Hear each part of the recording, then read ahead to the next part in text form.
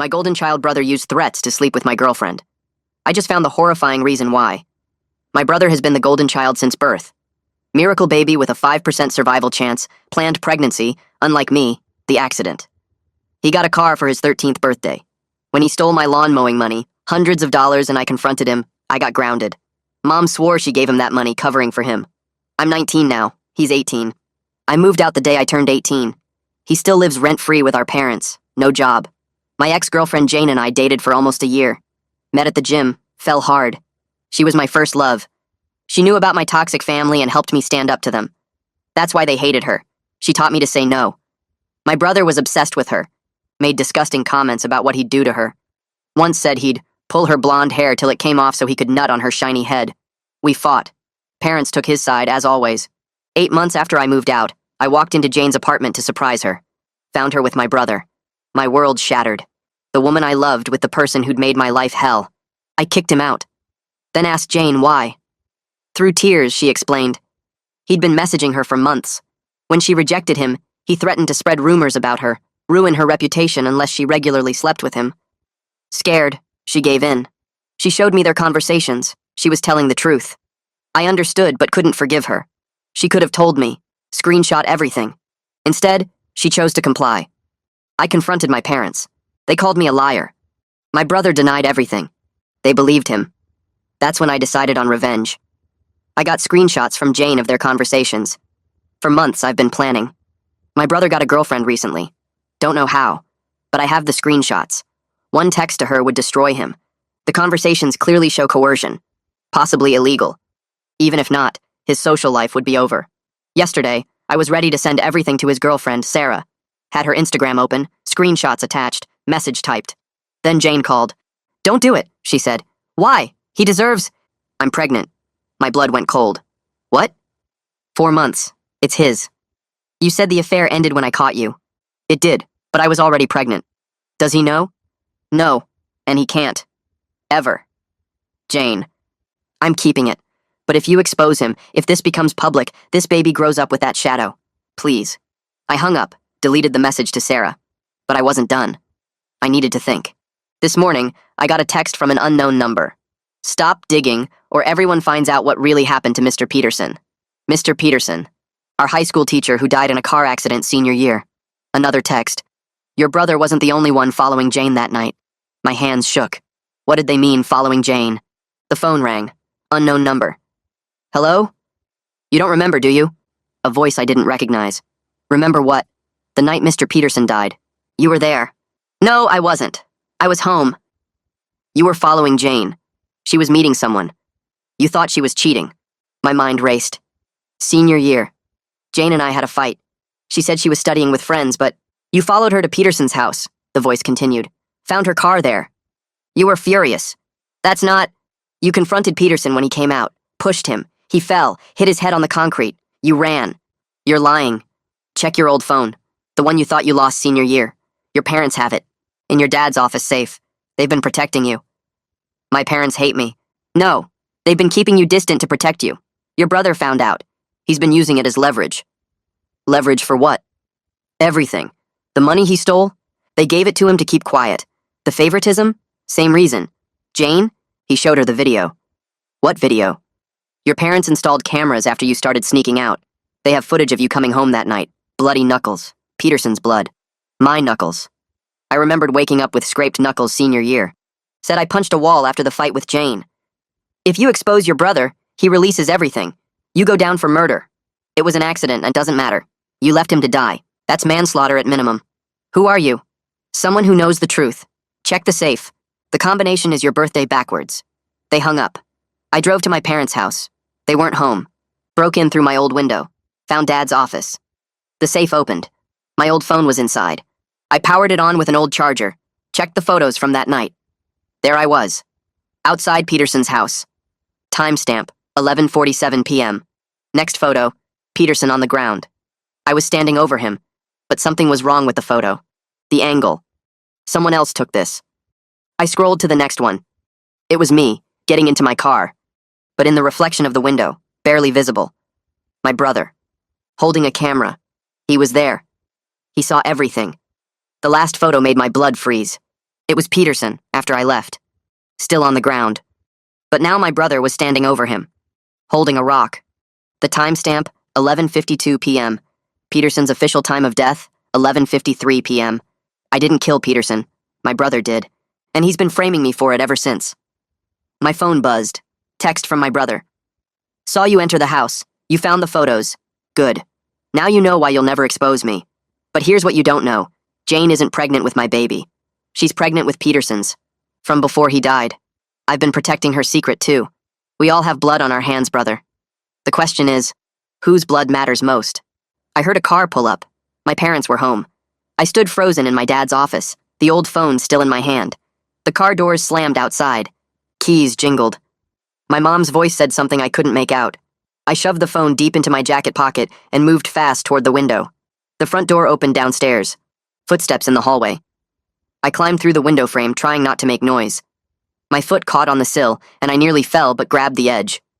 I dropped to the ground outside and ran low along the side of the house. Their voices carried through the walls now, talking about groceries or dinner or something normal. I sprinted down the street to where I'd parked my car 3 blocks away. My hands shook so bad I dropped my keys twice, trying to get them in the ignition.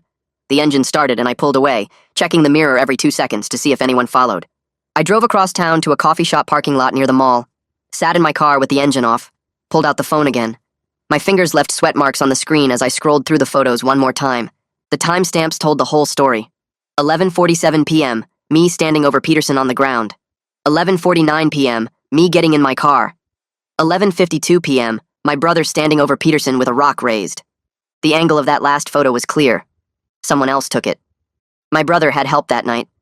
Or maybe he set up a camera. Either way, the evidence was right here. Peterson died at 11:53 p.m. according to the official report. 1 minute after that photo. My brother killed him. Not me. I left Peterson alive. Hurt, yeah. Bleeding from where he hit his head. But alive. My brother finished it. My phone buzzed in the cup holder. Text from my brother. Where are you? Another buzz. We need to talk. Another. I know you found the phone. I turned my phone face down and ignored it. Who was the unknown caller? How did they know about the photos? How did they know the combination to the safe? The voice on the phone said they knew the truth. But what truth? That my brother killed Peterson? Or something else? My head hurt trying to figure it out. I needed to talk to someone. Someone who already knew part of this mess. I called Jane. She picked up on the first ring. Her voice came out tight and scared. Did he contact you about the pregnancy? I blinked. What? She took a shaky breath. Your brother. Did he tell you I lied? My stomach dropped. Jane, what are you talking about? She started crying. I'm not pregnant. I never was. He made me tell you that. He said if I didn't stop you from exposing him, he'd hurt me. Really hurt me this time. So I lied about being pregnant to make you back off. I gripped the steering wheel so hard my knuckles went white. That son of a bitch, Jane sobbed into the phone. I'm so sorry. I've been so scared. He keeps showing up at my apartment. He sends me these texts about what he'll do if I talk to anyone. I can't sleep. I can't eat. I just want this to be over. I told her to breathe. Told her I had something important to show her. Something that changed everything. I found proof, I said. Real proof that he killed Peterson. Photos with timestamps. Evidence that could put him away. Jane went quiet for a second. Then she started crying harder but different. Like relief. Oh my God. Really? I told her yes. Told her about the phone in the safe. About the photos showing my brother with the rock. About how I didn't kill Peterson after all. You have to go to the police, Jane said. Her voice got stronger. Right now. Before he finds out you have this. He's dangerous. More dangerous than we thought. I knew she was right. But going to the police meant admitting I shoved Peterson that night. Meant explaining why I ran. Meant my parents would know I broke into their house. Jane kept talking. Please. He's going to hurt someone else. Maybe me. Maybe you. Maybe his new girlfriend. He has to be stopped. I promised her I'd figure something out. Told her to lock her doors and not answer if he came by. She said okay and hung up. I sat in the parking lot for another hour just thinking. The sun started going down. My phone kept buzzing with texts from my brother. I didn't read them. Around 6 p.m. I remembered something. There was a business card in the safe with the phone. I pulled it out of my pocket. Winston Baldwin, attorney at law. A local number. I dialed it. A man answered. Baldwin Law Office. I asked if Winston was available. Speaking. I took a breath. My name is, well, This is about Mr. De Peterson. Silence on the other end. Then Winston cleared his throat. I think we should meet. Tonight, if possible. Where are you? I told him the coffee shop. He said he'd be there in 20 minutes. Winston showed up in a nice car wearing a suit even though it was evening. He was maybe 50, gray hair, serious face. We sat in his car instead of going inside. He looked at me for a long time before speaking. You're the older son. I nodded. How do you know about Peterson? He folded his hands. Your parents came to me 5 years ago, right after it happened. Your brother told them what he did. They wanted legal advice. My heart pounded. What did he tell them? Winston shook his head. I can't share everything because of attorney-client privilege. But I can tell you this. I refused to help them cover anything up. They paid me a retainer to keep me from talking, but I never helped them hide evidence or lie to police. I pulled out the old phone and showed him the photos. Winston studied each one carefully. His jaw got tight. Where did you find this? I explained about the safe, about the anonymous call, about everything. Winston handed the phone back. I've been waiting for someone to come forward. For 5 years. I couldn't ethically reveal what I knew because your parents are my clients. But if someone else brought evidence, if someone else wanted to tell the truth, then I could help. He looked at me. Your brother confessed to your parents that he followed you that night, that he saw you confront Peterson, that he waited until you left and then he finished it. He told them he did it to protect you, to make sure Peterson couldn't press charges against you for assault. That's bullshit, I said. He did it because he's a psycho. Winston nodded slowly. I agree, but your parents believed him, or wanted to believe him. They've been protecting him ever since. The favoritism, the money, all of it. They thought they were protecting both of you. I felt sick. All those years of feeling like the family screw-up. All those times they chose him over me. It was guilt. They knew what he was, and they couldn't face it. Winston kept talking. If you want to go to the police, I'll help you. But you need to understand something. You'll have to admit to the initial confrontation. Assault charges are possible. Leaving the scene. Maybe more. But with these photos and your cooperation, the focus will shift to your brother. He's the one who committed murder. I asked him what would happen to my parents. Winston said that depended on what they knew and when. If they helped cover up a murder, they could face charges too. But if they just stayed quiet out of fear or denial, that was different. The important thing, he said, is stopping your brother before he hurts anyone else. From what you've told me about Jane, about his behavior, this isn't over. People like him don't stop on their own. I knew he was right. I looked at the photos one more time. My brother standing over Peterson with that rock. The timestamp proving everything. Okay, I said. Let's do it. Let's go to the police. Winston nodded. First thing tomorrow morning. Tonight you go somewhere safe. Not your apartment. Not your parents' house. Somewhere he can't find you. I'll make calls and set up a meeting with the right people. Detectives who handle cold cases. This is going to get complicated fast, but you're doing the right thing. I left Winston's office that night and drove straight to a hotel across town. Paid cash for the room and turned off my phone's location. Sat on the bed staring at the old phone with those photos for hours. Every time I looked at the timestamp on the photo of my brother holding that rock, my stomach twisted. The next morning, I met Winston at his office at 7. He had coffee waiting and a stack of blank legal pads. We started with Jane's screenshots of my brother's threats. Winston organized them by date, printed each one, highlighted the coercion language. He pointed out specific phrases that showed intent, showed a pattern. We worked through lunch, ordering sandwiches that went cold while we built the timeline. My brother's text to Jane started 6 months before I caught them together. The threats escalated gradually, testing her boundaries. Winston made notes in the margins about possible criminal charges beyond what I'd originally thought. By afternoon, we had 3 thick folders.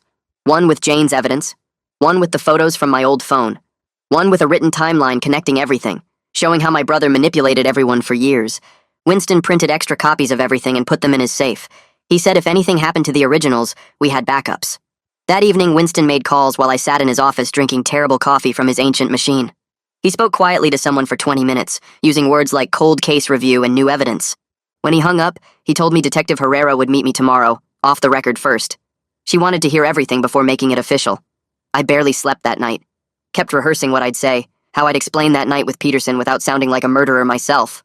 The next morning, I drove 40 minutes to a diner Winston had chosen, someplace outside town where nobody would recognize us. Detective Herrera was already there when I arrived, sitting in a back booth with her back to the wall. She was younger than I expected, maybe mid-30s, with dark hair pulled back tight. She stood when I approached and shook my hand with a grip that made it clear she wasn't someone you lied to. I slid into the booth across from her, and she ordered coffee for both of us without asking. The waitress left, and Herrera looked at me with eyes that saw too much. I pulled out the old phone and set it on the table between us. She picked it up carefully like it might break, and I walked her through the photos. She studied each one for a long time. Zoomed in on my brother's face in the reflection. Zoomed in on the rock in his hand. Checked the timestamps multiple times. She asked about that night in detail. What time I left my house. Why I followed Jane. What Peterson said when he came outside. How hard I pushed him. Whether he was conscious when I left. I answered everything as honestly as I could, my voice shaking when I admitted I'd been so angry I might have killed him myself if my brother hadn't finished it. Herrera made notes in a small notebook, her handwriting tight and precise. She asked about my brother's behavior over the years, the favoritism from my parents, the stolen money, his obsession with Jane. I told her about the disgusting comments he made, the way he always got away with everything. She asked if I thought he was capable of murder, and I said I knew he was because I'd seen the proof. After an hour, she set down her pen and looked at me hard. She said the original investigation into Peterson's death had problems that bothered her. The severity of his head injuries didn't match a simple fall on concrete. The medical examiner noted the wound pattern suggested a heavy object, possibly a rock, but they never found one at the scene. She pulled out her own phone and showed me crime scene photos I'd never seen. Peterson's head had been caved in on one side. The damage was massive, much worse than what a fall could cause. She pointed to the rock in my brother's hand in the photo on my old phone. She said the size and shape matched the wound pattern exactly. She explained that I'd need to give an official statement admitting to the initial confrontation with Peterson. Assault charges were possible, leaving the scene of an injury. Maybe more depending on how the prosecutor looked at it. But she said my cooperation would matter. The photos proved my brother was the one who actually killed Peterson, not me. Winston had followed me to the diner and sat at the counter the whole time. Now he came over and sat next to me in the booth. He told Herrera I was willing to give a full statement and cooperate completely. He asked what kind of timeline we were looking at. Herrera said she'd need to brief her captain, get approval for a formal investigation, probably get a warrant for my parents' house to seize evidence. She thought we could do my statement tomorrow at the station. The next morning, I sat in an interview room at the police station with Winston beside me and Detective Herrera across the table. A camera in the corner recorded everything. Herrera read me my rights even though I wasn't under arrest. Winston said it was standard procedure. I spent 3 hours walking through every detail of that night 5 years ago. My fight with Jane earlier that day. My jealousy and anger. Following her to Peterson's house. Confronting him when he came outside. Shoving him hard enough that he fell and hit his head on the concrete. Seeing blood on my knuckles. Panicking and running to my car. Driving home and lying to my parents about punching a wall. I admitted I'd been scared and selfish. I admitted I should have called for help instead of running. I admitted I'd lived with guilt for 5 years thinking I might have killed him. But I also explained I didn't know my brother had followed me. Didn't know he'd waited until I left and then finished what I started. Didn't know he'd been using it as leverage against my entire family. Herrera asked questions that made me face things I'd tried not to think about. Whether I'd wanted Peterson dead. Whether I'd gone there planning to hurt him. Whether I'd ever told anyone the truth. I answered everything honestly, my voice breaking when I described the moment I found those photos and realized my brother had let me believe I was a murderer for 5 years. When we finished, Winston walked me out to my car. Then he said I'd done the right thing and the hard part was over. But I knew it wasn't. The hard part was watching what came next. 2 days later, I parked down the street from my parents' house and watched police vehicles arrive. Detective Herrera had gotten her warrant. Officers in uniforms surrounded the house. My parents came out onto the lawn looking confused and then devastated as officers explained they were searching for evidence related to Peterson's death. I saw my mom collapse onto the grass, saw my dad try to argue with the officers, saw them eventually let my parents back inside to watch the search. I sat in my car for 2 hours while they went through everything. When they finally left, they carried boxes of evidence including my dad's safe. That afternoon, my phone started blowing up with calls and texts. My brother had been arrested at the grocery store where he worked part-time stocking shelves. They charged him with second-degree murder. The news spread through our small town like fire. People I hadn't talked to since high school sent messages asking if it was true, asking what really happened, asking if I'd known all along.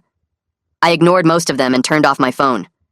My mom called 17 times before I finally answered. She was screaming so loud I had to hold the phone away from my ear. She said I'd destroyed the family, said I'd betrayed my own brother, said I was a liar and a traitor and she'd never forgive me. I waited until she stopped to breathe, and then I told her she destroyed this family years ago when she chose to protect a murderer instead of getting him help. I told her she'd picked the wrong son to believe in, and now she'd have to live with that. Then I hung up and blocked her number. That night, Jane called crying so hard I could barely understand her. She said she'd heard about my brother's arrest on the news. Said she'd been having panic attacks for months, couldn't sleep without checking her doors and windows multiple times every night. Said knowing he was finally in custody felt like she could breathe again for the first time in over a year. I texted Jane asking to meet, and she agreed immediately. We picked a coffee shop on the other side of town where nobody would recognize us. I got there first and sat in the back corner watching the door. When she walked in, I barely recognized her. She'd lost weight, and her hair was pulled back in a messy ponytail instead of the neat style she used to wear. Dark circles under her eyes made her look 10 years older. She spotted me and walked over, sliding into the booth across from me without saying anything. We just stared at each other for a minute. Then she started crying. Not the pretty crying from movies, but the ugly kind where your whole face scrunches up and you can't breathe right. I felt my own eyes getting wet and tried to fight it but couldn't. We both sat there crying in this random coffee shop while people stared at us. Finally, she wiped her face with a napkin and started talking. She told me how my brother first messaged her 6 months into our relationship, saying he just wanted to be friends. Then the messages got weird, asking what she was wearing or if she thought about him. When she told him to stop, he showed up at her apartment one night. Said he had photos of her changing that he took through her bedroom window. Said he'd send them to everyone, including her family and her boss, unless she did what he wanted. She showed me the bruises on her arms, 5 dark marks on each side where fingers had gripped hard enough to leave prints. He'd grabbed her last week when she said she couldn't see him anymore, told her she didn't get to decide when they were done. The marks were starting to turn yellow at the edges but still looked painful. I wanted to kill him all over again. Detective Herrera called me the next day, asking if Jane would be willing to give a statement. I told her I'd ask but couldn't promise anything. Jane surprised me by saying yes immediately. She said she was done being scared and wanted my brother to pay for everything he'd done. We met at the police station, and Herrera took Jane into an interview room for 3 hours. When they came out, Jane looked exhausted but also lighter somehow, like she'd been carrying something heavy and finally put it down. Herrera told me Jane had provided months of threatening messages my brother sent, detailed descriptions of multiple assaults, and a timeline that matched up with other evidence they'd found. The prosecutor was adding charges of coercion and sexual assault to my brother's case. Each charge carried serious prison time. Jane hugged me before she left and whispered thank you in my ear. I didn't know what to say, so I just hugged her back. My parents hired some expensive lawyer from the city to defend my brother. His name was on billboards all over town advertising his big wins in criminal cases. Winston called me 2 days later, sounding tired and annoyed. Never! He told me the defense attorney was already trying to flip the whole case, claiming I was the real killer who framed my innocent brother out of jealousy and spite. The lawyer planned to argue that I manipulated evidence and convinced Jane to lie because I wanted revenge for my brother dating her. Winston said it was a desperate strategy, but juries can be unpredictable. He warned me things were going to get ugly before they got better. The defense would attack my character, bring up every mistake I'd ever made, try to paint me as an angry, violent person capable of murder. I needed to be ready for people to believe the worst about me. A few days later, I got a Facebook message from someone I hadn't thought about in years. Lewis Hunt had been my brother's best friend all through high school. They were inseparable until Lewis went to college out of state and they lost touch. His message said he had information about Peterson's death, and we needed to talk. I was suspicious, but agreed to meet him at a bar downtown. He was already there when I arrived, nursing a beer and looking nervous. He didn't waste time with small talk. He told me that the week after Peterson died, my brother had bragged to him about finishing what I started. Lewis thought he was just talking tough about a fight, the way teenage guys do when they want to sound dangerous. My brother said Peterson deserved what he got for messing with his family. At the time, Lewis figured it meant Peterson had given one of us a bad grade or something. He never connected it to the teacher's death until he saw the news about my brother's arrest. Now all those weird comments made horrible sense. Lewis felt guilty for not saying something sooner, but he genuinely thought it was just my brother being dramatic. He told me other stuff too, things that showed a pattern. My brother had killed a neighbor's cat in middle school and laughed about it. He'd beaten up a kid at the school so badly the kid needed stitches, and my parents paid the family to not press charges. He'd threatened a girl who rejected him at a party, following her home and leaving dead flowers on her doorstep for weeks. Lewis said he'd always known something was wrong with my brother, but their friendship and his loyalty kept him from seeing how bad it really was. He asked if I wanted him to talk to the police. I said yes, and gave him Detective Herrera's number. He called her right there from the bar, and set up an appointment to give an official statement. When we left, he apologized for not speaking up sooner, and I told him he was speaking up now, and that's what mattered. The medical examiner's office called Winston a week later with new findings. They'd reviewed Peterson's original autopsy report with the new evidence from the photos. The fatal blow to Peterson's head came from a rock that matched the one in the picture of my brother. The injury pattern and depth proved it was delivered with significant force at least 5 minutes after the initial injuries from his fall. The timeline was clear. I'd pushed Peterson. He fell and hit his head. I left. 5 minutes later, my brother arrived and finished killing him with the rock. The medical examiner's report proved I'd already left when the killing blow happened. My initial confrontation had caused injuries, but not death. My brother's actions caused death. The distinction mattered legally, and it mattered to me even though I still felt guilty about starting the whole thing. Winston set up a meeting with the prosecutor to go over everything. We met at the DA's office in a conference room with terrible fluorescent lights that made everyone look sick. The prosecutor was a woman in her 40s who looked like she hadn't slept in days. She laid out all the evidence on the table, the photos, the medical examiner's report, Jane's statement, Lewis's testimony. She told me they weren't filing charges against me for the initial confrontation with Peterson. My cooperation with the investigation and the clear evidence that I didn't cause Peterson's death meant they'd treat me as a witness instead of a suspect. She said I'd have to testify at my brother's trial, and the defense would try to destroy me on the stand. I needed to be prepared for that. But I wasn't going to jail. The relief hit me so hard I almost threw up right there in the conference room. Winston put his hand on my shoulder and told me to breathe. The prosecutor said my brother was looking at serious time for murder, plus the additional charges related to Jane. If convicted on everything, he'd be in prison for decades. The next morning, I woke up to dozens of texts and missed calls. My brother's defense attorney had leaked a story to the local news painting me as a jealous boyfriend who killed his teacher in a rage and then framed his innocent younger brother to cover it up. The article included details about Jane, calling her an unreliable witness with a history of relationships with both brothers. It described her as a woman who played us against each other and was now lying to protect me. Reading it made my blood boil. They were attacking Jane's character and privacy to defend a murderer. The comment section was even worse, people who didn't know anything about the real story calling Jane terrible names and saying I was obviously guilty. Some people defended me, but most seemed to believe the defense's version. I called Winston in a panic, and he told me to stay off social media and not respond to anyone. Winston worked with me to prepare a statement for the media with the actual facts and timeline. We laid out the evidence clearly, the photos with timestamps, the medical examiner's findings, Jane's documentation of coercion and assault. We explained that I'd cooperated fully with police, and the prosecutor had cleared me as a witness rather than a suspect. Winston had contacts at several news outlets, and he sent them the statement along with copies of key evidence. Within 2 days, multiple news organizations picked up the real story. Public opinion started shifting as people saw the clear evidence showing my brother had committed murder. The narrative changed from jealous brother to family tragedy, with a sociopathic golden child. Comment sections filled with people apologizing for jumping to conclusions and expressing sympathy for what Jane and I had been through. It didn't undo the damage, but it helped. My boss called me into his office on a Friday afternoon. I knew what was coming before he said anything. He told me the media attention was affecting his business, customers asking questions and employees gossiping instead of working. He said he had to let me go. I asked if this was legal, and he said he'd consulted with his lawyer, and yes, he could terminate me for reasons unrelated to my work performance. The unfairness of it burned in my chest, but I just nodded and cleaned out my locker. Winston called that evening to check on me, and I told him about losing my job.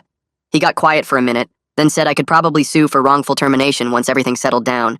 He knew an employment lawyer who'd take the case. For now, I just needed to focus on getting through the trial. I filed for unemployment and started looking for new work, trying not to think about how my brother had managed to ruin even this part of my life from inside a jail cell. Jane and I started meeting at a coffee shop called Brew Haven on Wednesday mornings before she had class. The first time felt weird sitting across from each other after everything that happened. She ordered a vanilla latte and I got black coffee. We didn't talk about my brother or the case for the first 20 minutes. She told me about her classes and how her roommate kept stealing her food from the fridge. I told her about the new warehouse job and how my boss actually treated employees like humans. It felt almost normal until she reached across the table and squeezed my hand. She said she was sorry for everything, and I said I knew. We weren't dating again, and probably never would be, but we understood each other in a way nobody else could. Every Wednesday after that, we met at the same place and talked about the legal stuff mixed in with regular life things. She showed me her bruises from where my brother grabbed her, and I wanted to punch a wall, but I just listened instead. We were building something new that wasn't romance, but felt important anyway. My parents showed up at my apartment on a Saturday morning 2 weeks later. I heard the knock and looked through the peephole to see both of them standing there. Mom had been crying and Dad looked angry. I didn't open the door. Dad started pounding on it, asking me to let them in so we could talk like a family. I yelled through the door that we stopped being a family when they chose to protect a murderer. He shouted back that they were trying to protect both their sons and keep everyone safe. I told him protecting a killer isn't love, it's enabling, and that they made their choice years ago. Mom was crying louder now, begging me to understand they were scared and didn't know what to do. I said they knew exactly what to do, they just chose wrong every single time. Dad threatened to break down the door, and I said I'd call the cops if he tried. They left after 10 more minutes of yelling through the wood. I sat on my couch shaking for an hour after they drove away. Detective Herrera called me 3 days later saying she found the person who sent me those first anonymous texts. She asked me to come to the station, and I drove there during my lunch break. She took me to an interview room where a woman in her 30s sat looking guilty and scared. The woman said her name was Rachel, and she worked as Winston's paralegal. She had access to all his files, including the notes from when my parents consulted him 5 years ago. She read everything about what my brother did and what my parents were hiding. She said she couldn't sleep at night knowing the truth and not doing anything about it. So she found my number and decided to push me toward discovering the evidence myself. Winston came in looking furious and asked Rachel how she could violate attorney-client privilege like that. She started crying, saying she knew it was wrong, but sometimes doing the right thing means breaking the rules. Winston's face softened a little, and he said he understood her struggle, even though she put his whole practice at risk. Detective Herrera said Rachel wouldn't face charges since she didn't directly reveal privileged information, just pointed me toward evidence. Rachel apologized to me, and I told her I was glad she did it, even though the whole thing was complicated. The preliminary hearing happened on a cold Tuesday morning in November. Winston met me outside the courthouse and went over what to expect one more time. We walked through security and into a courtroom that smelled like old wood and floor polish. My brother sat at the defense table in an orange jumpsuit with his lawyer next to him. He turned and stared at me with pure hate in his eyes. The prosecutor called me to the witness stand and I swore to tell the truth. She asked me to describe what happened the night Peterson died. I explained how I followed Jane to Peterson's house because I thought she was cheating. I described confronting Peterson when he came outside and shoving him in anger. I said he fell and hit his head on the concrete and I panicked and drove away. My brother kept staring at me the whole time like he wanted to kill me right there. The prosecutor asked what time I left and I said around 11:48 based on the photos. She asked if Peterson was alive when I left and I said yes. He was conscious and sitting up when I got in my car. My brother's lawyer started to stand up, but the judge told him to wait his turn. My brother's attorney stood up for cross-examination looking confident. He asked if I had any proof Peterson was alive when I left besides my own word. I said the photos showed the timeline and the medical examiner confirmed the fatal blow came later. He suggested I could have come back after taking the photos and finished what I started. Winston jumped up objecting and saying that was speculation without any evidence. The judge agreed and told the defense attorney to stick to actual facts. He tried a different angle, asking why I never came forward about the confrontation if I was innocent. I said I was scared and 17 and didn't know Peterson would die. He asked if I was lying now to save myself by blaming my brother. Winston objected again, saying he was badgering the witness.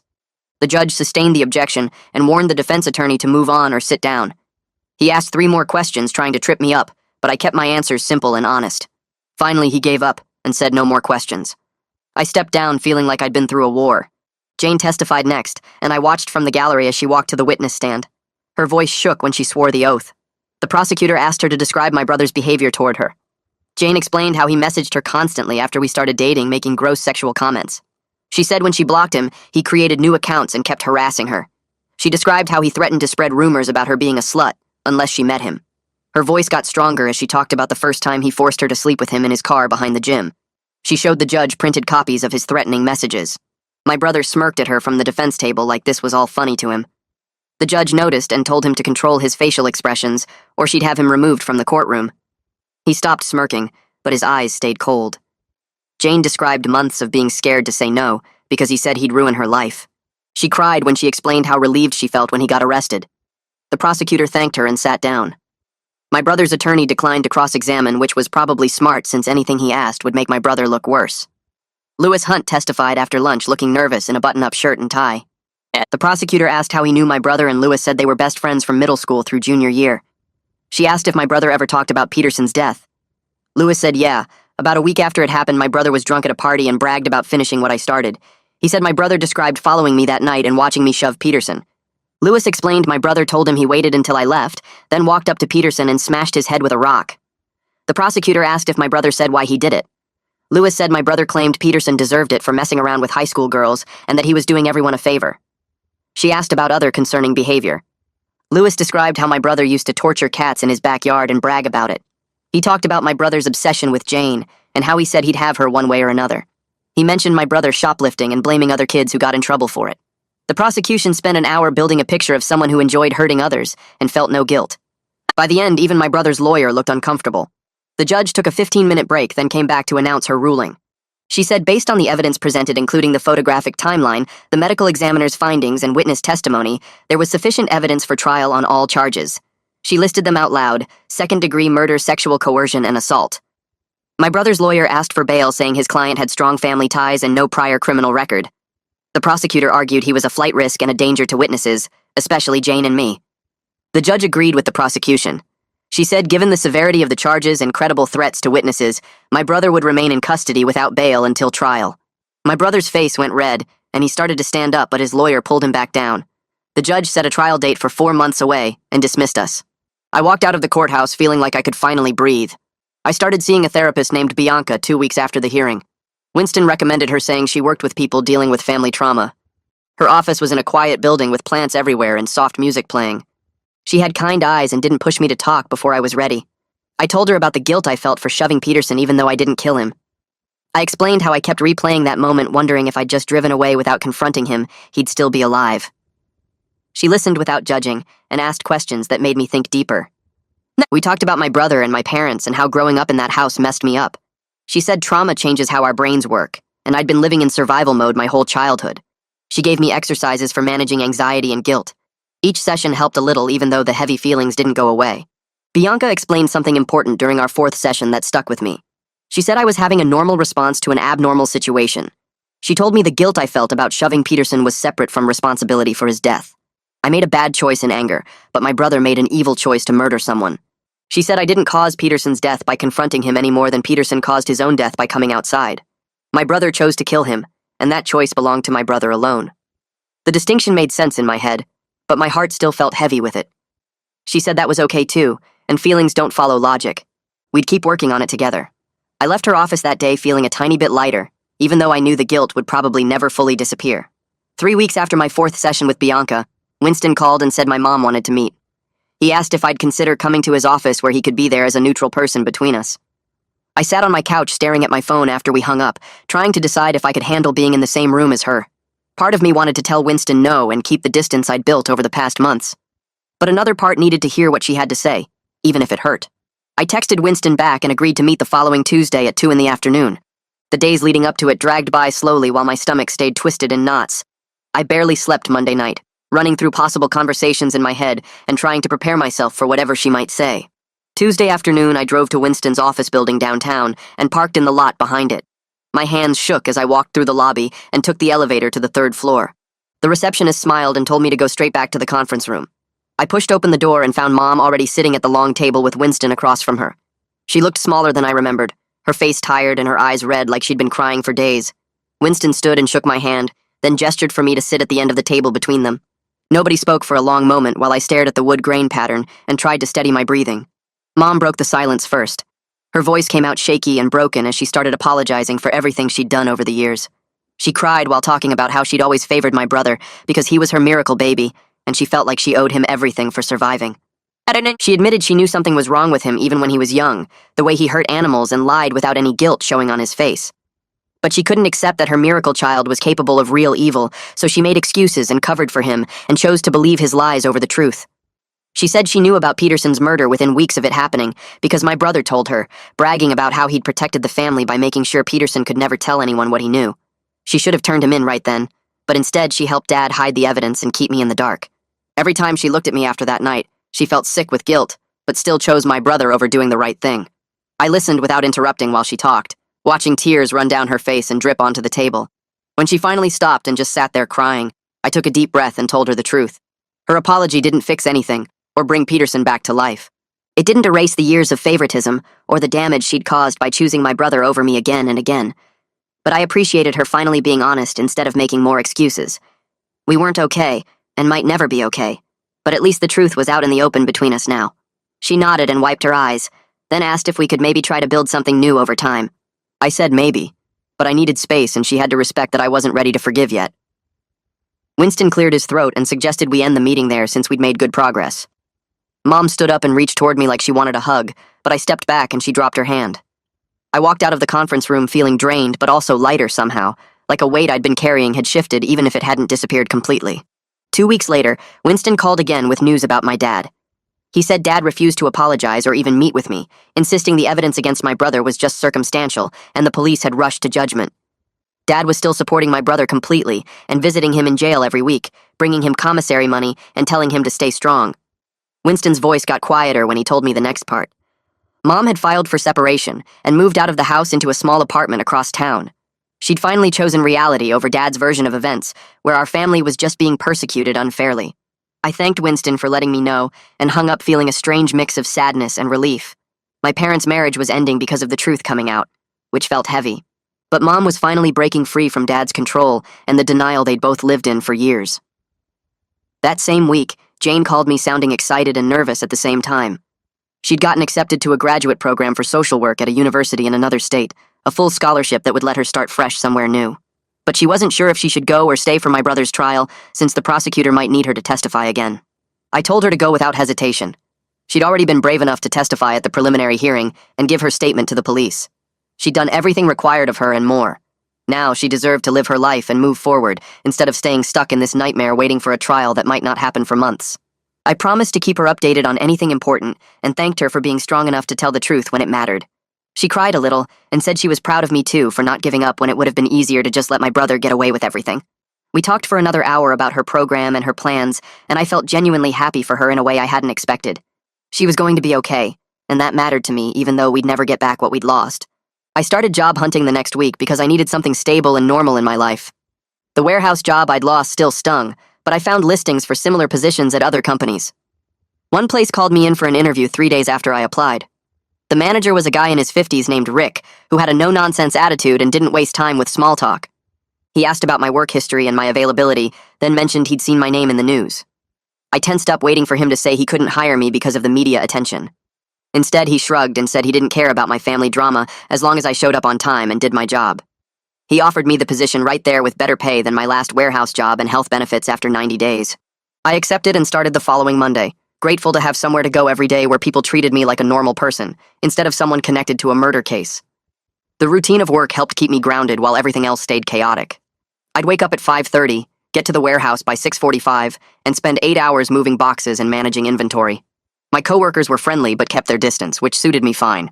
I didn't need new friends, just a paycheck and a reason to get out of my apartment. Rick turned out to be a good boss who gave clear instructions and didn't micromanage. He checked in with me after my first week to make sure I was settling in okay, then left me alone to do my work. The physical labor helped burn off some of the anxiety that had been building in my chest for months. By the time I got home each night, I was too tired to overthink everything, which felt like a relief. Winston called in early November to tell me the trial date had been set for 3 months away in February. He wanted to meet and prepare me for what to expect when I testified. We sat in his office the next afternoon while he walked me through the process step by step.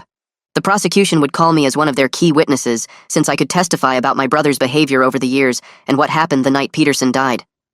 Winston felt confident the evidence was strong enough that the jury would convict, but he warned me trials could be unpredictable. Juries sometimes made decisions that didn't match the facts, and my brother's attorney would try hard to create doubt. He coached me on how to answer questions clearly and stick to the facts without getting emotional or defensive. We practiced for 2 hours until I felt more prepared, though the thought of sitting in that courtroom still made my stomach turn. A week before Thanksgiving, Winston called with unexpected news. My brother's attorney had approached the prosecutor about a plea deal. They were offering to plead guilty to manslaughter instead of murder, in exchange for a lighter sentence, probably around 10 to 15 years instead of the 25 to life he was facing. I asked Winston if the prosecutor was considering it, and he said no. The prosecutor believed the evidence clearly showed premeditation since my brother had picked up a rock and struck Peterson deliberately after I'd already left. That made it second-degree murder at minimum, not just manslaughter. The prosecutor wasn't interested in letting my brother off easy just to avoid a trial. Winston said this was actually good news because it meant they knew their case was weak and were trying to minimize the damage. I felt relieved hearing that, even though part of me wondered if a guaranteed conviction through a plea deal might be better than risking a trial.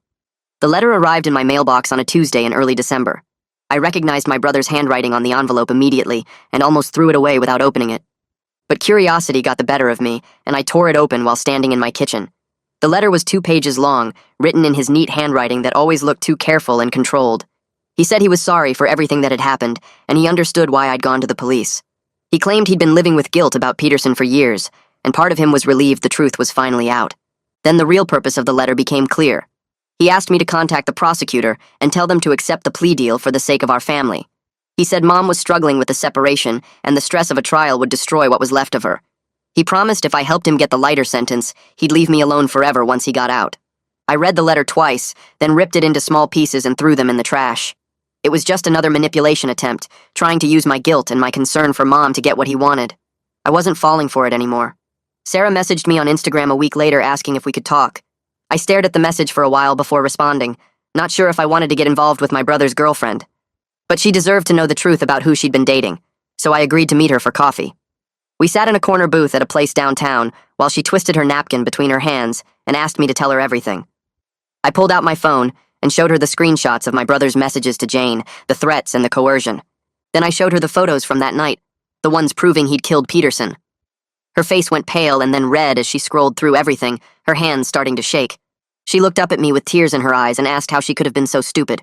I told her she wasn't stupid. My brother was just good at hiding who he really was. He'd fooled our entire family for years, making us all believe he was something he wasn't. Sarah kept crying while I sat across from her in the coffee shop, watching her pull apart a napkin into tiny pieces. She told me about the time my brother grabbed her wrist, so hard it left marks when she said she wanted to go home early from his place. She explained it away as him being stressed about job hunting, even though he never actually looked for work. She talked about how he'd check her phone constantly and get angry if she didn't text back within minutes. She said he told her what to wear when they went out and got mad if other guys looked at her. She thought he was just protective and caring about her safety. The napkin was completely shredded by the time she finished talking. I asked if she'd be willing to tell the prosecutor all of this, and she nodded immediately. She said she felt stupid for not seeing the signs, but I told her my brother was good at hiding who he really was. We walked to the prosecutor's office together that afternoon, and Sarah gave a formal statement about his controlling behavior and his obsession with making people afraid of him. The prosecutor took notes for over an hour, while Sarah described incident after incident of emotional manipulation and threats. Winston called me 2 days before the trial started to prepare me for what was coming. We met at his office, and he walked me through the entire process of jury selection. He explained it would take at least 2 full days to pick 12 people who could be fair and impartial. He told me the defense would try to find jurors who might sympathize with my brother or doubt the evidence. He said I needed to be ready for the emotional difficulty of sitting in that courtroom and reliving the worst night of my life in front of complete strangers. He warned me the defense attorney would try to make me look bad and question every detail of my story. He told me to stay calm no matter what they said and just tell the truth exactly as it happened. We practiced questions for hours until my throat was sore from talking. Winston made me go through the timeline over and over until I could recite every detail without hesitation. The trial started on a Monday morning in late September. I sat in the gallery watching potential jurors file into the courtroom one by one. The judge asked them basic questions about their ability to be fair and whether they knew anyone involved in the case. The prosecutor asked about their views on circumstantial evidence and whether they could convict based on photos and witness testimony. My brother's attorney asked if they believed family members would lie to protect each other. The process dragged on for hours with people getting dismissed for various reasons. Some admitted they couldn't be impartial because they'd heard about the case in the news. Others said they had personal experiences that would make it hard to judge fairly. By the end of the first day, only 6 jurors were selected. The second day moved faster, and by late afternoon they had the full 12 plus 2 alternates. I studied their faces trying to guess what they were thinking, but they all looked neutral and serious. The prosecution started presenting their case on Wednesday morning. The prosecutor stood in front of the jury and laid out the timeline of that night in clear, simple terms. She showed them the photos from my old phone with timestamps proving I left Peterson alive. She brought in the medical examiner who explained the fatal blow came from a rock at least 5 minutes after the initial injuries. She presented forensic evidence showing the rock in my brother's hand matched the wound that killed Peterson. She called Lewis to testify about my brother's confession the week after the death. She brought in experts who analyzed the photos and confirmed they hadn't been altered or manipulated. She showed the jury my brother's threatening messages to Jane and explained how he'd been using Peterson's death to control our entire family. The evidence piled up day after day until even my brother's expensive attorney started looking defeated.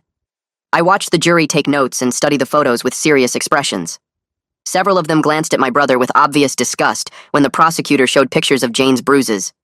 I testified on the 5th day of trial, and it lasted from 9 in the morning until almost 5 in the afternoon. The prosecutor asked me to start from the beginning, so I talked about meeting Jane at the gym and falling in love with her.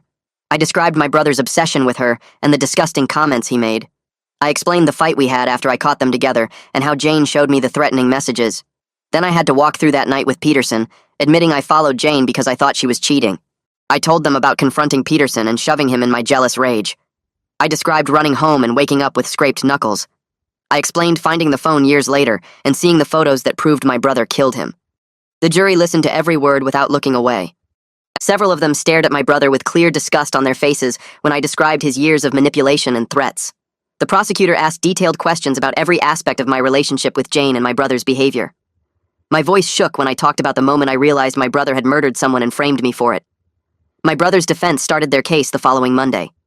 His attorney tried to suggest reasonable doubt by claiming I could have come back after taking the photos. He argued the timestamps could be wrong, and the photos didn't prove who actually delivered the fatal blow. He brought in their own expert who said it was possible I returned to the scene. But they had no physical evidence supporting their theory, and their timeline made no sense. The prosecution easily refuted every argument with witness statements, placing me at home within 20 minutes of leaving Peterson's house. My neighbor testified she saw me pull into my driveway at midnight. My mom admitted on the stand that I was home when she checked on me at 12:15. The defense had nothing solid to work with, and their case fell apart quickly. They tried to paint me as a jealous boyfriend capable of murder, but the evidence clearly showed I left Peterson alive. They rested their case after only 3 days because they had nowhere else to go. Closing arguments happened the following Wednesday. The defense attorney gave a weak summary, trying one last time to suggest I was the real killer. Then the prosecutor stood up and delivered a powerful speech about how my brother murdered Peterson and spent 5 years terrorizing his own family to cover it up. She walked the jury through every piece of evidence showing my brother standing over Peterson's body with a rock. She reminded them of his confession to Lewis and his pattern of controlling people through fear. She described how he coerced Jane and manipulated our parents into protecting him. She asked the jury to hold him accountable for taking a man's life and destroying multiple families in the process. Several jurors nodded along as she spoke. The prosecutor sat down, and the judge gave the jury their instructions before sending them to deliberate. The jury came back after 6 hours. I sat in the gallery with my hands gripping the bench in front of me, while the judge asked if they'd reached a verdict. The foreman stood up and said they found my brother guilty on all counts. Second-degree murder for killing Peterson, coercion for threatening Jane, sexual assault for forcing her into a relationship through threats. My brother showed absolutely no emotion when the verdicts were read. His face stayed blank like he was watching something boring on television. I felt this complicated mix of relief and sadness wash over me. Relief that the truth was finally out and he'd face consequences. Sadness that it came to this, and our family would never recover. Mom sobbed in the row behind me, while Dad sat stone-faced, refusing to accept reality. Sentencing happened 3 weeks later in the same courtroom. The judge reviewed the evidence and the jury's verdict before announcing the sentence. 25 years to life for the murder. Additional consecutive time for the coercion and assault charges. The judge said my brother would be eligible for parole in his mid-40s if he showed genuine rehabilitation and remorse. My brother finally showed some emotion, his jaw tightening for just a second before going blank again. The bailiff led him out of the courtroom in handcuffs and orange jail clothes. I watched him disappear through the door, knowing I might never see him again outside of a prison visiting room. A woman approached me in the hallway after the sentencing. She had Peterson's eyes and his kind smile. She introduced herself as his sister and thanked me for finally bringing her brother's killer to justice. We both started crying right there in the courthouse hallway while she told me she never believed the accident story. She said she always knew someone was responsible for her brother's death, but the police closed the case too quickly. She hugged me and said her family could finally have some peace knowing the truth. I apologized for my role in that night, and she told me I was just a kid who made a mistake. She said my brother made a choice to kill, and that wasn't my fault. 2 weeks later, I attended a victim impact panel at the courthouse. Peterson's family sat in the front row while a facilitator asked them to share memories of him. His sister talked about how he always wanted to be a teacher since he was young. His mother described his patience with struggling students and how he'd stay after school to help anyone who needed it. His father showed pictures of family vacations and holidays they'd never have again. They talked about the hole his death left in their family and how they still set a place for him at Thanksgiving out of habit. Hearing about the teacher he was and the life my brother stole made the weight of that night press down on my chest until I could barely breathe. I sat there understanding for the first time the full scope of what happened that night and all the lives it destroyed. The therapy sessions with Bianca became my anchor in the weeks after sentencing. She had this way of breaking down what happened into pieces I could actually look at without wanting to run. We sat in her office every Tuesday afternoon, and she kept pushing me to separate my actions from my brother's choices. I pushed Peterson and he fell. That was true. I owned that part completely. But I left him breathing and alive on that concrete.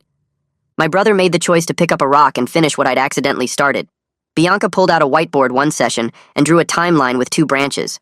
One branch showed my action, and where it ended, the other showed my brother's decision to commit murder. She made me trace each branch with my finger and say out loud what I was responsible for versus what he chose to do.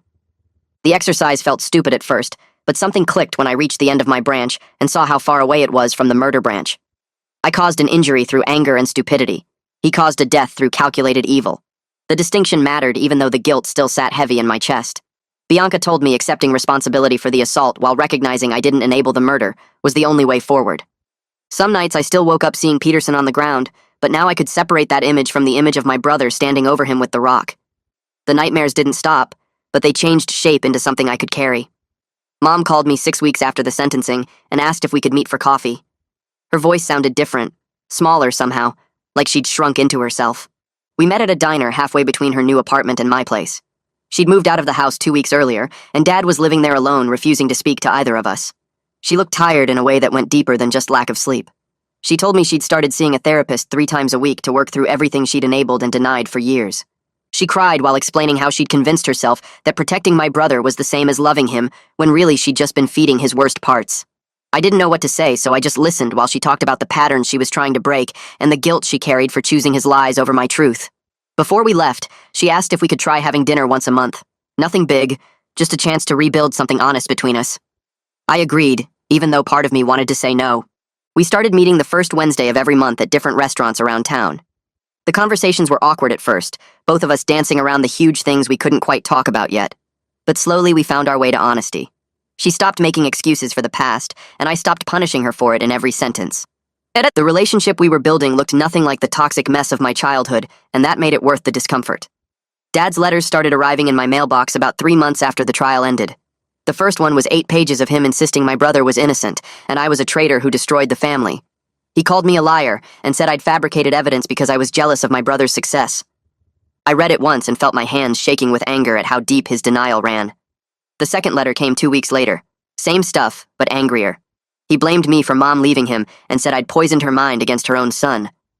By the fourth letter, he was making vague threats about how I'd regret turning against my blood. I stopped reading them after that, but kept every single one in a folder in my desk drawer. Winston told me to document everything in case Dad escalated from angry letters to actual harassment. Mom said he was spiraling in that empty house with nothing but his delusions to keep him company. Part of me felt bad for him, but mostly I just felt relieved he was far away from me. I changed my locks and made sure my landlord knew not to let him in the building. The letters kept coming every few weeks. Same envelope, same handwriting, same refusal to accept reality. I added each one to the folder without opening them. Maybe someday I'd read them and feel something other than exhausted pity, but that day hadn't come yet. And Jane showed up at my apartment during her spring break in March. I opened the door, and there she was with her hair shorter and a confidence in her eyes that hadn't been there before. We spent the whole weekend talking about everything that happened and how we'd both changed. Since that night, I caught her with my brother. She told me about graduate school and her research and how therapy had helped her process the coercion and assault. I told her about the trial and my job and the slow work of rebuilding a relationship with Mom. We ordered pizza and stayed up late like we used to, except now we could actually be honest with each other. She admitted she'd been terrified of me for months after I found out, scared I'd hate her forever for not telling me what my brother was doing. I admitted I had hated her for a while, but now I just felt sad about all the ways my brother had damaged both of us. We talked about our relationship, and both agreed we worked way better as friends than we ever did as a couple. The romantic stuff had always been complicated by my family drama and her fear of my brother. But as friends, we could actually see each other clearly without all that weight.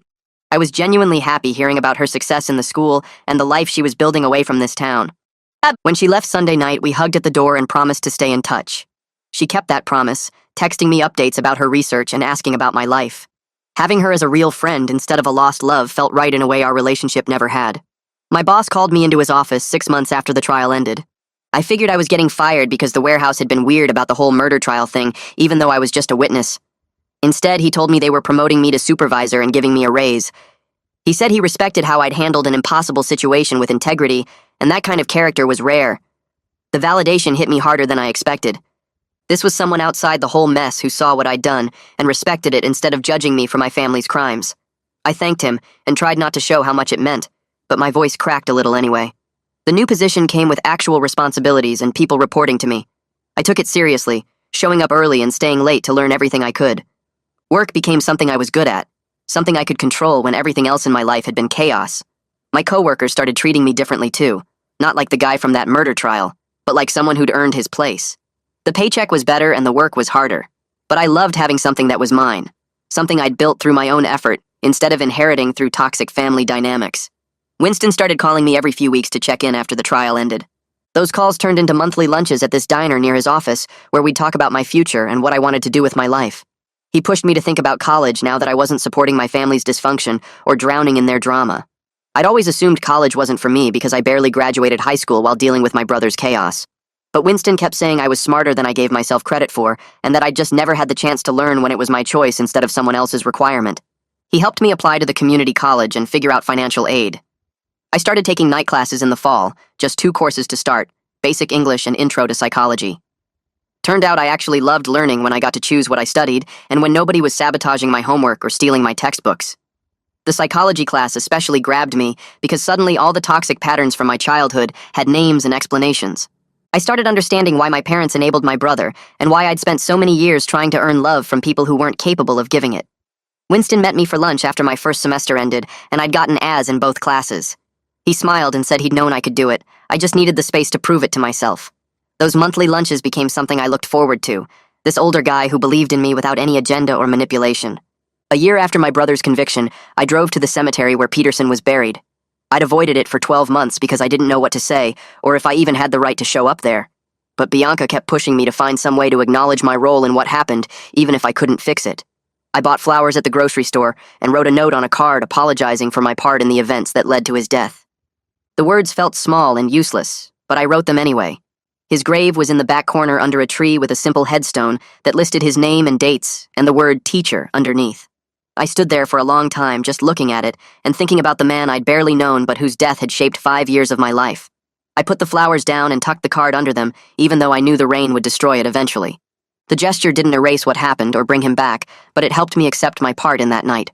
I wasn't the murderer, but I wasn't innocent either. I could live with that truth now in a way I couldn't a year ago. I sat on the grass next to his grave and told him out loud that I was sorry, that I'd been a stupid, angry kid who made a terrible choice. I told him my brother was in prison and would be for a long time. Then I sat quiet for a while before getting up and walking back to my car. I'm building a life now based on honesty and accountability instead of the toxic patterns I grew up swimming in. The past still hurts when I let myself think about it too long, all the years of favoritism and manipulation and lies. But I'm proud of choosing truth over family loyalty when it mattered most, even though that choice cost me my father and my brother. Mom and I have dinner every month, and we're slowly healing something between us that might eventually look like a real relationship. I have genuine friends now who know my full story, people from work and school who've heard the whole mess and stuck around anyway. Bianca keeps telling me I'm creating the kind of person I want to be, rather than staying the damaged kid my family tried to make me. Some days I believe her more than others. I'm taking 4 classes next semester, and Winston thinks Jane texts me pictures from her research trips and asks about my classes. My apartment is small, but it's mine, and nobody's stealing from me or gaslighting me about what I know is true. The nightmares about Peterson still come sometimes, but less often now. I visit his grave every few months and leave flowers without the crushing guilt that used to follow me everywhere. My brother will be in prison until he's middle-aged if he ever gets out at all. Dad lives alone in that house, still writing his angry letters that I don't read. And I'm here, 20 years old, taking college classes and working a job I'm good at, and building something honest out of the wreckage. It's not the life I imagined when I was younger, but it's mine, and I earned every piece of it by refusing to keep lying for people who never deserved my protection.